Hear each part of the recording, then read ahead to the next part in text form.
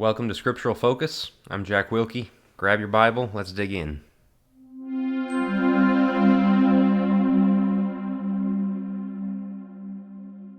Welcome back to Scriptural Focus, Episode 7. I'm getting back to the comments you guys left me for questions to cover in this, and so I really appreciate those, some really good ones. I'm going to keep those coming for a while, but there's always the opportunity to ask more. Leave a comment under this video if there's one that you want me to cover in the future. Just always good to see the kinds of things you guys are thinking about, and this one particularly challenged me. This one is fun. In fact, I'm not quite sure I have a definitive answer. I have an answer I'm going to give, but certainly one I believe is open to interpretation. And so I'm going to choose this one from Aaron Jackson for this week's video. Does demon possession still happen today? What does Matthew 8:29 mean when the demons ask Jesus, "Have you come to torment us before the time?" Is this in reference to final judgment, or if demon possession no longer exists, was it referring to that period? That is a great question. It refers to, I'm going to read in Matthew 8:28. When he came to the other side, in the country of the Gadarenes, 2 men who were demon-possessed met him as they were coming out of the tombs. They were so extremely violent that no one could pass by that way. And they cried out, saying, "What business do we have with each other, Son of God? Have you come to torment us before the time?" Now there was a herd of many swine feeding at a distance from them. The demons began to entreat him, saying, "If you're going to cast us out, send us into the herd of swine." And of course Jesus does, and the swine rush down the bank into the sea, into the waters. But that question is a very interesting one. Before the time. What does before the time mean? Well, in the New Testament, we have references, 2 Peter and Jude, about these kind of fallen angels, which is what we take demons to be, as being under reservation for judgment, eternal bounds, and essentially locked away. And so there is that final judgment they're still facing. And the question of if there was a time, what time was that? Was that something that happened in Jesus' life? Would it happen at the resurrection?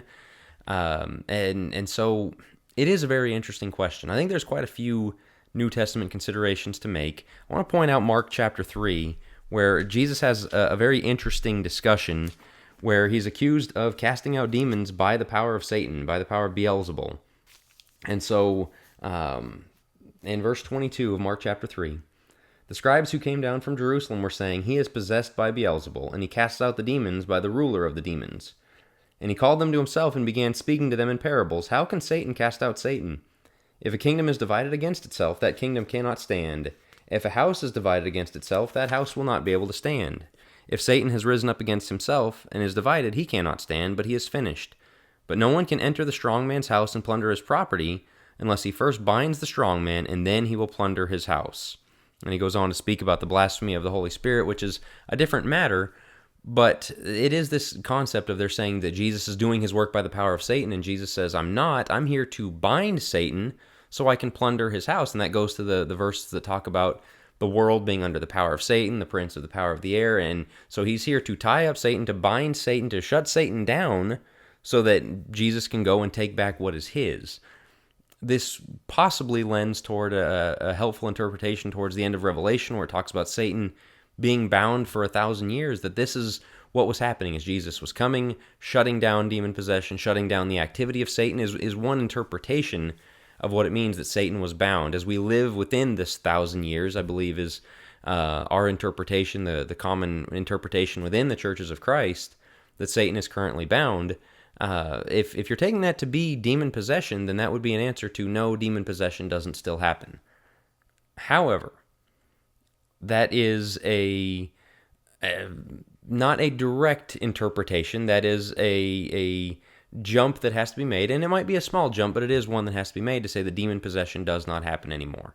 There is reason to believe in places far scattered off in the third world, places where really the gospel hasn't gone, where missionaries, reliable, credible missionaries, to my mind, have come back with stories of very strange sights, very odd behavior and things like that. Places that very much lean into paganism. Places that still perform rituals and sacrifices and blood and very pagan, demonic origin, idolatrous things, like things that we see in the Old Testament.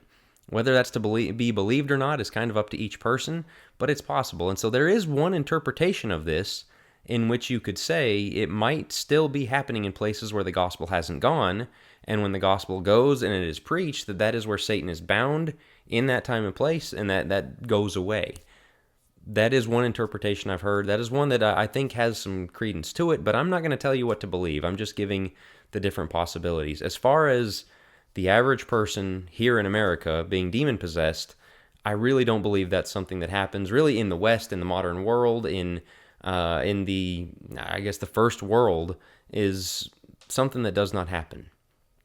And so the question is, what is the level of demonic activity? If I can kind of go down this rabbit hole with it, what are demons up to today? Are they relevant at all today? Are they in play at all today?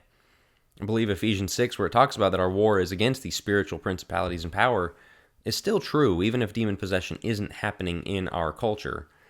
You see demonic influence everywhere. In fact, when you see the level of evil that is rising out of our culture with some of these LGBT issues and the predation on children and all of these bad things that are happening, it is a level of evil that is not just something that regular, everyday bad people have, but it is Satan's influence over the world, demonic influence over the world. But we don't have to fear them, because that's what Ephesians is telling us, is Jesus has authority, he has victory over all of these, so put on the full armor of God. And so we don't see demon possession. There's that question, can Christians be possessed by demons? This is not something where someone walks down the street and a demon comes into them and then you're possessed. Even back then, there's reason to believe this is something somebody has to go court, something somebody has to make themselves open to. And so even if it were to happen today, it doesn't happen that way. However, if you've paid attention at all in recent years to people like Joe Rogan, I believe Tim Pool, the political commentator, has talked about this kind of thing. There's a drug right now, DMT. Apparently it's a very heavy drug. The highs, the state that it puts people in is a very different level than some of the things going on. And what people discuss is that when they do these things together, they speak to these entities that are called machine elves. Or that's kind of the nickname they've come up with for them. And they go to these places, these light places, and they have these conversations with these entities who tell them what to believe about right and wrong, tell them that, you know what, everybody's okay, everybody's on their own journey, relativism, things like that. But one of the weird things is people can speak to these same entities on their own individual trips on these drugs, can come back and they saw the same being. They have shared hallucinations and things like that. If you look at the book of Enoch, which is an apocryphal book that the New Testament maybe sort of references in the book of Jude, but is not a biblical book, and so you have to take it with a grain of salt. It talks about how the demons taught people to use plants, pharmakeia, something the New Testament forbids, to commune with demonic entities, to have conversations with them. And so there are those that believe that that's exactly what's happening, is people communing with the demons through the use of drugs, through the use of these substances. It's an interesting rabbit hole to go down. And so when we talk about demons today, they might not be possessing people, but people might be striving to, and possibly even are, communing with them.